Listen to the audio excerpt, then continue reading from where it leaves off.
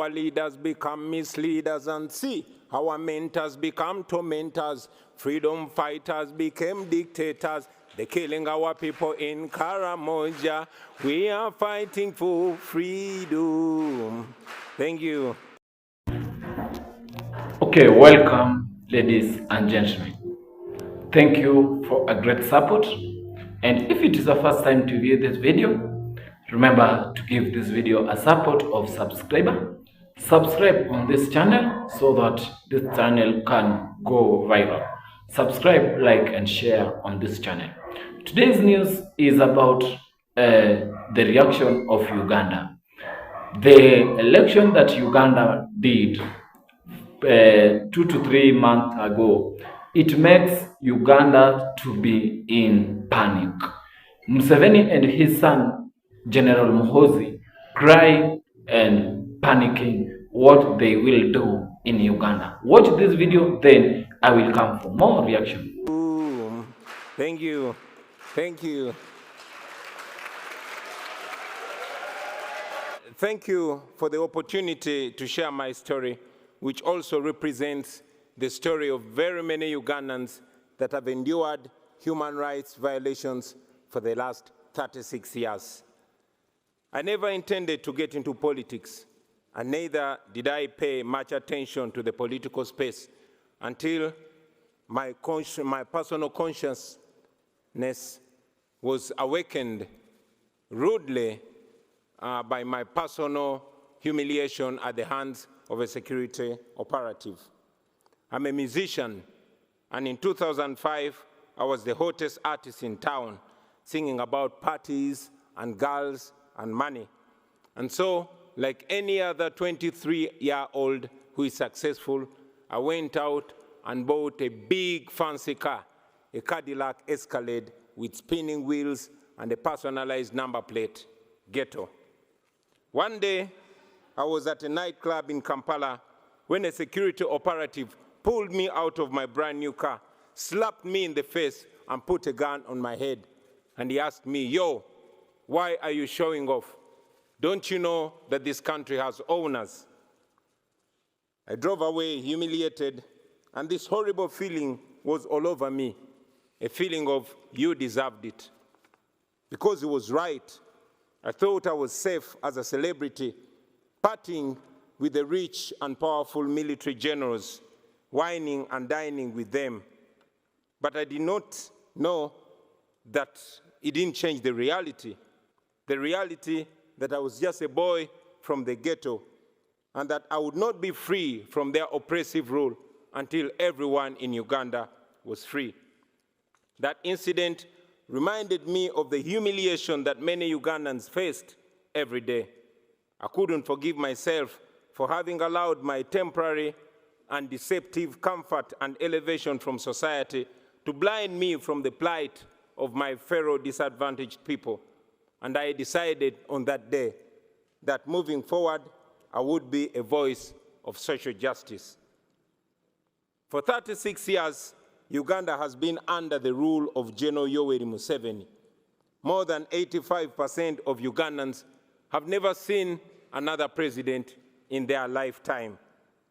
Not because the law allows it, no, but because he has always changed the constitution with the help of a compromised parliament, and he has always rigged elections with the help of a personalized military. But regardless of all this, the Western world continued to tolerate and enable General Museveni because he is considered a useful dictator, good for regional security and national stability, even if he bends a few rules. But that's not true. General Museveni rules Uganda with an iron hand. He deploys the military against the citizens and students. Those who oppose him are either put in prison, tortured, or killed. His administration ranks one of the most corrupt in the world. His family members and henchmen have plundered our nation at the expense of healthcare, education, and other social services. So, sitting there in my fancy car, beaten and humiliated, I knew I could not stay silent anymore. So, for the next 10 years, I dedicated my music to the plight of the common Ugandans and the fight for human rights. In 2016, General Museveni rigged the election and declared himself president again. And that's when I decided that if the parliament could not come to the ghetto would go to the parliament. In 2017, thank you.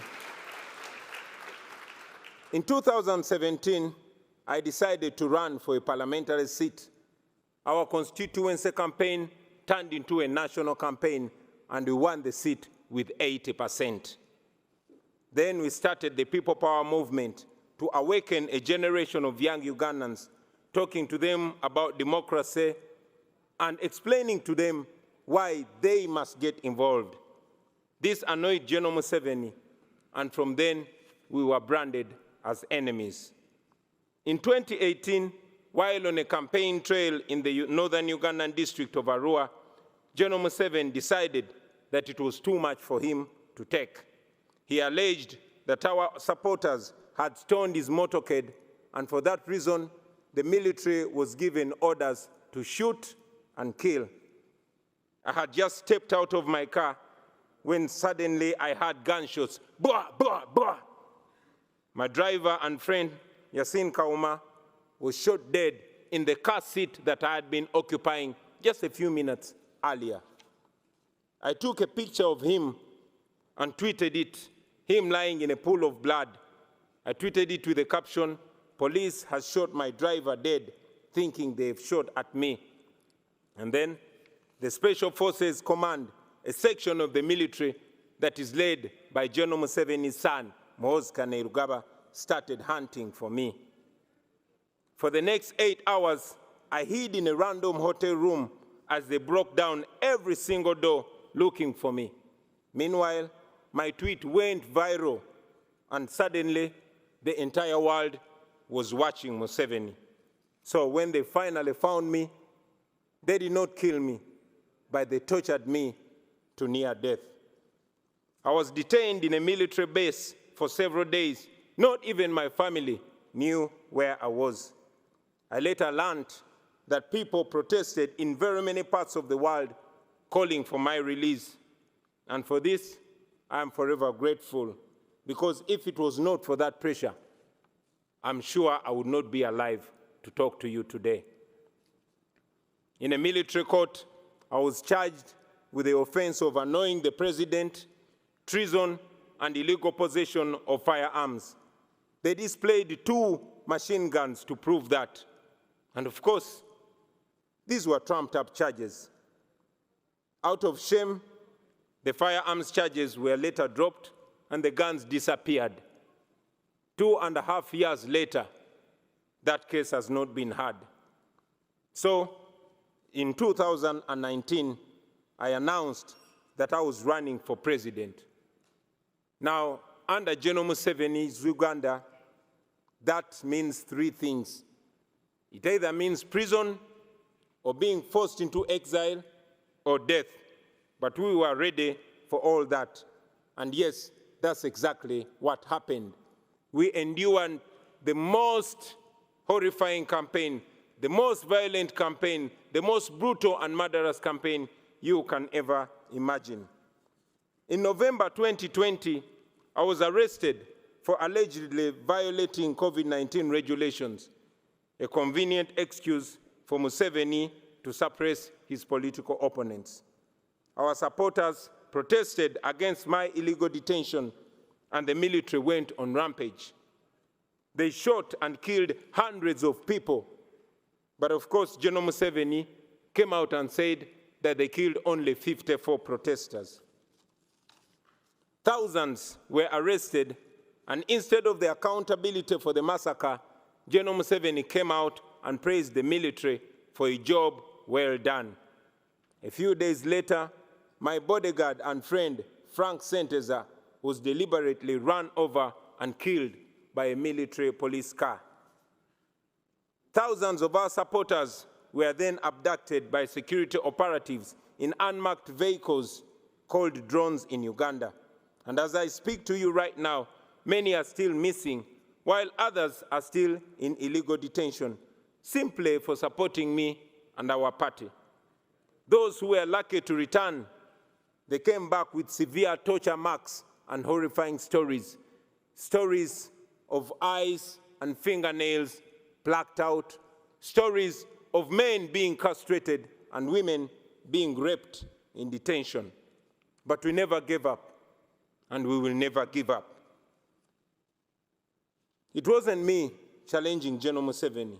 No, it was an entire generation. And for the first time, there were no tribal lines, there were no religious lines, there were no class lines. The entire population were speaking with one big voice. All our people were saying, people power is our power. It was the biggest public phenomenon that I had ever seen. Now, I had been a celebrity, I had done hit songs. I knew what it meant to be famous and having people chant your name wherever you go.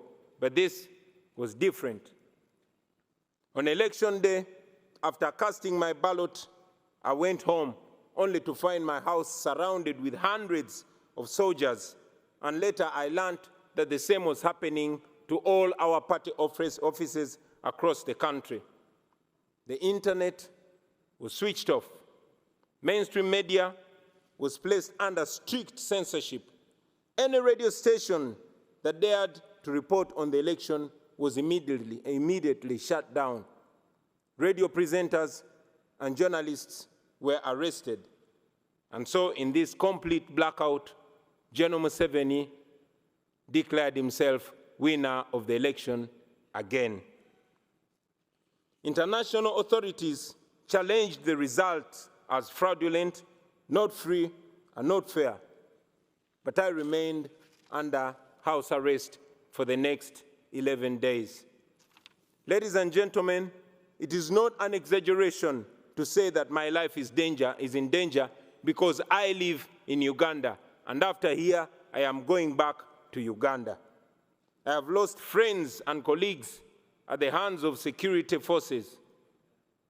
I have been arrested and charged very, very many times, and my only crime has been challenging General Museveni's dictatorship. I'm therefore here to tell the world with clarity that General Museveni is not the leader you think he is. He is a threat to the people of Uganda, and yes, he's a threat to the entire region. The international community has already recognized that the 2021 election in Uganda was neither free nor fair.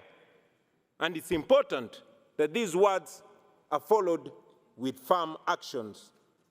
First, we call upon the world leaders to stop shaking General Museveni's blood-stained hands through funding and cooperation.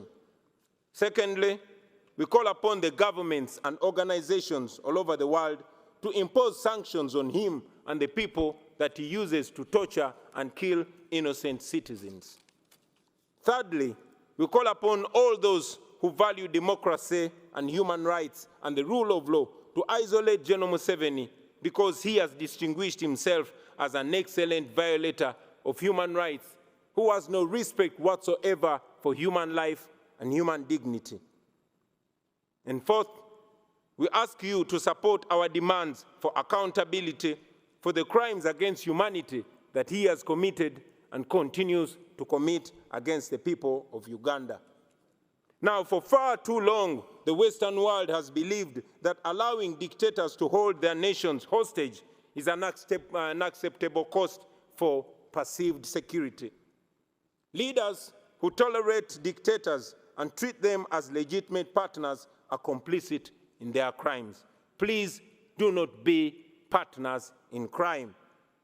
Do not sacrifice your moral obligation. Do not sacrifice your moral obligation for short-time convenience. Please stand on the right side of history. I thank you. Thank you, my friend, my viewers, wherever you are. I think there is a time I told you that this thing that Uganda is doing is like a player, is like a game. hide and seek. And there is a day I told you that hii kitu ambayo inaendelea Uganda itafanya Uganda ikuwe like scam. Na as we are talking now, Museveni inafaa apishwe, lakini mambo jinsi yanazidi kuchacha, Museveni hajui ataapishwa lini, kwa sababu kila kukicha na mambo mapya yanajitokeza, na hayo mambo mapya ambayo yanajitokeza yanafanya Museveni akose hata lepe la uzingizi. Mambo gani yanajitokeza? Mambo ambayo yanajitokeza kule Uganda ni kwamba Museveni alipojiteua, si kuchaguliwa, alipojichagua yeye mwenyewe. Kabla sijaendelea, kumbuka kusubscribe kwa hii channel, kumbuka kupea hii channel support yako ambayo ni kusubscribe. Museveni alipojichagua, miezi 2-3 zimepita, na mpinzani wake ambaye ni Bobi Wine akawa yeye ndiye ameshinda, lakini Museveni akampokonya, na Bobi Wine akaona the only way anawezafanya ni kutorokea kwa nchi jirani, na nchi jirani ambazo alizitorokea ni hapa Kenya kwa ajili ya usalama wake. Akakaa kidogo, kisha akaweza kupata nafasi ya kuondoka kwenda kukutana na Donald Trump. Donald Trump wakaweza kukaa na wakaweza kuzungumza, sio yeye tu bali na cabinet ya Amerika. Donald Trump akamwambia hivi, don't panic, all is well. This chair, it will belong to you. Museveni akadhani kwamba mambo yameisha, hadi General MUHOOZI akajipiga kifua, akasema mambo mingi tu kwamba I'm the leader, and I can say that MUHOOZI alipokuwa anahojiwa alisema hivi. Nafikiri umesikia na umeona. MUHOOZI akasema 70% of people in Uganda, they don't know if Uganda had another president. What's that? Hiyo inamaanisha nini? Nasema hivi, 70% ya watu wa Uganda hawajaiona kiongozi mwingine. Hao ni watu, hiyo 10% ni ile watu ambao wamezaliwa mnamo wakapata uongozi ukiwa wa Museveni, na walipopata uongozi ukiwa wa Museveni waliona ya kwamba Museveni is the only leader in Uganda, na Museveni akawa amejikaranga na mafuta yake akisema kwamba the only person I can trust to rule Uganda is my son. Na huyo son wake akawa anajipiga kifua na kusema ya kwamba I have killed 22 people and I hope that 23 will be Bobi Wine. Those words zikaleta shida sana, not only Uganda but also all over the Africa. Not only all over the Africa but also all over the world. Donald Trump akareact kwa hayo maneno. Asi Donald Trump tu peke yake, bali Ibrahim Traore, president wa the youngest president in Africa, ambaye ni Ibrahim Traore, pia akawa amereact on those words. Museveni alichukulia tu mambo hivi hadi akasema ya kwamba ataapishwa tarehe 6/5 huu mwezi ambao tupo. Donald Trump akampea warning, a big warning. Don't ever try to kuapishwa kwako. As we are talking now, kitu ambacho kinafanyika Uganda ni kwamba hatujui kama Museveni ataapishwa, na hatujui kama Museveni ataongoza nchi ya Uganda, because Donald Trump amesema atapeana Bobi Wine a support yenye anaweza, and if you can get a support from from Donald Trump, and you upate tena support kutoka kwa Ibrahim Traore. I think that is enough support. You don't need to get another support to someone, because those two people, hao ndio watu wakuu na watu viongozi zaidi. So what does that mean? Do you want to say that Museveni will roll in Uganda? Ama ni moto tu utaweza kuzimwa na watu wa Uganda? So with those few words, I want to tell you that remember to subscribe, to like and share, because sometimes you always watch my video but you forget to subscribe. Please watch the video until the end, then subscribe. The only support you can give me is to subscribe on this channel. Thank you. May God bless you so much. Until we meet again in another video. If you are a new member, please remember to give this video a support of subscription. And my returning viewers, I want to tell you that may God bless you so much.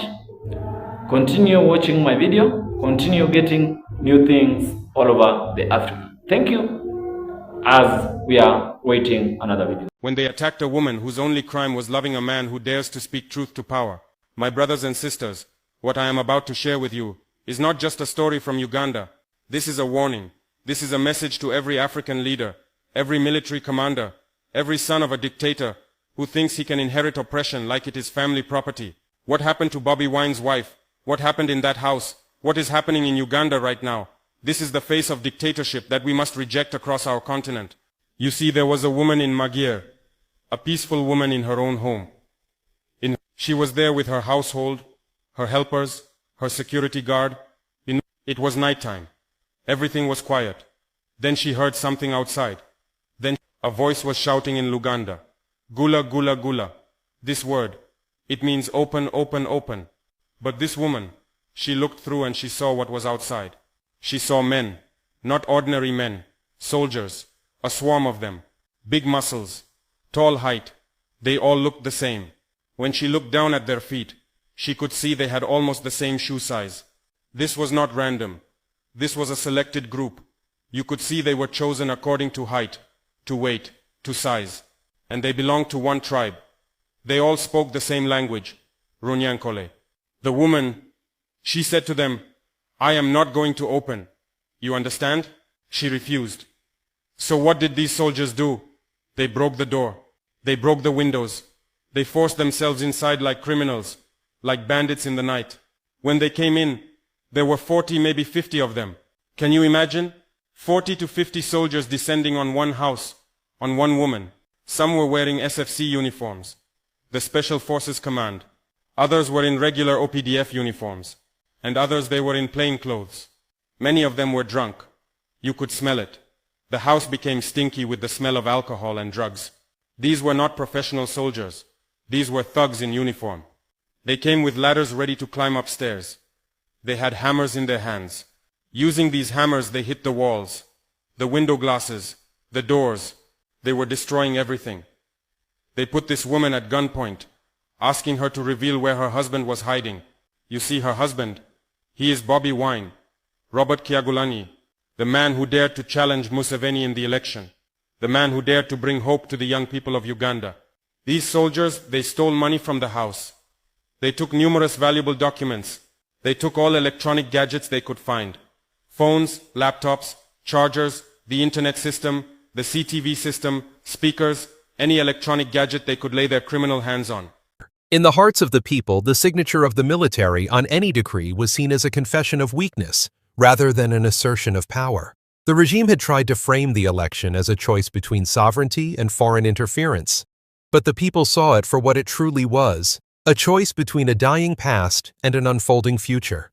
For our elders in the African diaspora watching from thousands of miles away, the parallels are heartbreaking. They see the same patterns that have haunted the quest for justice for generations. The use of state machinery to silence the ballot and the labeling of legitimate dissent as foreign subversion. The civil consequences were felt most acutely in the psyche of the youth. A generation that had been told they were the leaders of tomorrow realized that under the current arrangement tomorrow was a date that would never arrive. They watched as their friends were taken in the night, as their internet was throttled, and as their aspirations were treated as crimes. There was a profound sense of regret, not for the choice they made at the ballot box, but for the tragedy of a nation that possessed so much potential, and yet remained shackled to the whims of a single man. The torch of hope that Bobi Wine had lit was now being doused by the cold water of military pragmatism. Yet this repression created a new kind of political gravity. It forced the various factions of the opposition, usually divided by tribe or tactic, to find a common language of survival. The regime's attempt to divide and conquer had inadvertently provided the glue for a unified front. The more the military shouted about foreign plots, the more the people realized that their only true ally was the person standing next to them in the rain. The political order was no longer a pyramid with the president at the top. It was becoming a circle where the strength of the rim was found in the shared suffering of the citizens. As the weeks passed, the atmosphere in Kampala shifted from rage to a deep, simmering resolve. The regime believed they had won because they still held the keys to the State House and the codes to the armory. But victory in politics is not just about holding the seat of power, it is about holding the consent of the governed. Without that consent, the regime was merely an occupying force in its own capital. They had the guns, they had the prisons, and they had the state media. But they were losing the one thing that no military can ever successfully manufacture: the truth. The general and his masters had bet everything on the idea that Washington would either ignore their provocations or engage in a diplomatic brawl that would bolster their nationalist credentials. They waited for a sign that their bluff had worked. They waited for the Americans to blink. What they did not expect was that the response would come not from a diplomat's mouth, but from a silent, coordinated withdrawal of the very legitimacy they needed to survive on the world stage. The halls of the United Nations and the cold corridors of the European Union did not ring with the outrage the MUSEVENI administration had anticipated. Instead, there was a chilling, coordinated silence. The regime in Kampala had expected the international community to fall into the usual trap to descend into a heated debate over Western interference and neocolonialism. They wanted a fight. They needed a spectacle to distract from the stolen ballots and the blood on the pavement. But the world had grown weary of the same tired script. From Brussels to Addis Ababa, the message was clear: this was not a dispute about foreign influence. It was a crisis of local integrity. When the Chief of Defense Forces pointed his finger at Washington, he committed a fatal strategic error. He assumed that the United States would react with the defensive posture of a meddling power. Instead, the White House issued a response that was as brief as it was devastating. It was not a roar of anger, but a surgical removal of the regime's propaganda shield. They did not engage with the frantic conspiracy theories. They simply affirmed the reality of the democratic process. In the Uganda crisis, the United States played a role that was uncharacteristically reserved. They refused to be the villain in a scripted play. By saying no to the accusations, they effectively stripped the military regime of its nationalist armor. It was not a debate. It was not a negotiation. It was a denial. This was a moment of profound significance for the African diaspora watching from abroad. For decades, the narrative of African politics has been dominated by the tug-of-war between local strongmen and global powers. But here, the script was flipped. The superpower stood back and allowed the light of international law to shine directly on the military's actions. The European Union followed suit, echoing the demand for transparency and the immediate release of political prisoners. The signature of international approval, which the regime so desperately needed to secure loans and military aid, was conspicuously absent. The world was no longer willing to provide the stamp of legitimacy to a house built on sand. The motive behind Washington's cold shoulder was not necessarily one of pure altruism. It was a calculated decision that the cost of supporting a crumbling autocracy had finally outweighed the benefits of a security partnership. The policymakers realized that the top-secret reports from their own observers could no longer be ignored.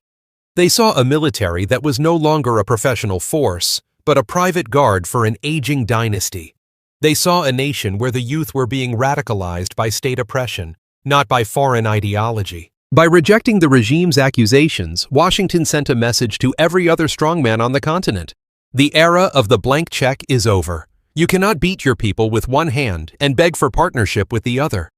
The regime had lost its global audience. Now, with no villain left to blame, and the world's eyes fixed on the injustice, the generals were forced to look at the one thing they feared most: the man they held in a dungeon, and the millions of voices outside the gates who were still shouting his name.